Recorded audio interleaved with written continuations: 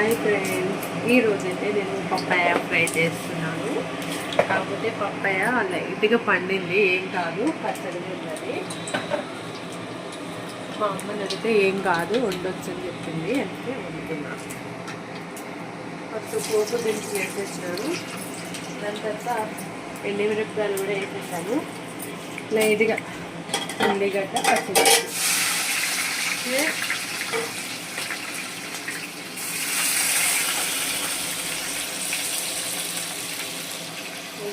కరివేపాకు కూడా వేసుకుంటాను.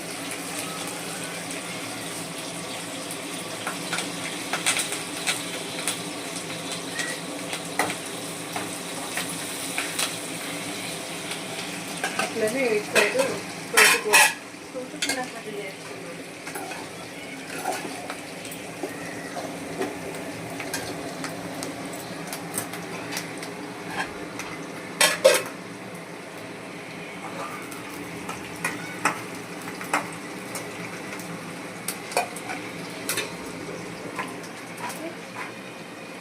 ఇట్లనే పప్పాయ బాగానే ఉంది కదా.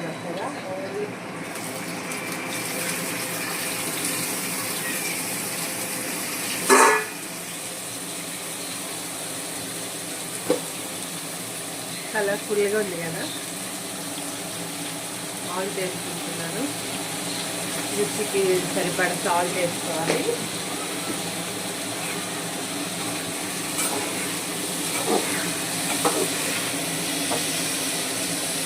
ఒక 10-15 మినిట్స్. ఇప్పుడైతే చూద్దాం.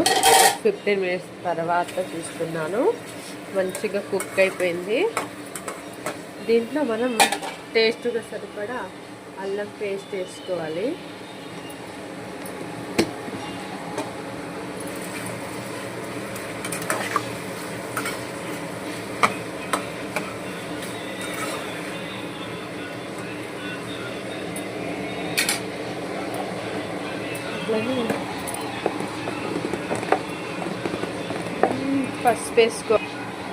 పసుపు వేసుకోవాలి. అట్లనే పట్టుకోవా వేయించిన ఎల్లిపాయల కారం టేస్ట్ బాగుంటుందని వేస్తున్నాను. స్మెల్ బాగా వస్తుంది మమ్మీ. అట్లనే రెడ్ చిల్లీ పౌడర్, ఎందుకంటే మరి రెండు వేసుకుంటే కమ్మగా ఉంటుంది కాబట్టి. అట్లనే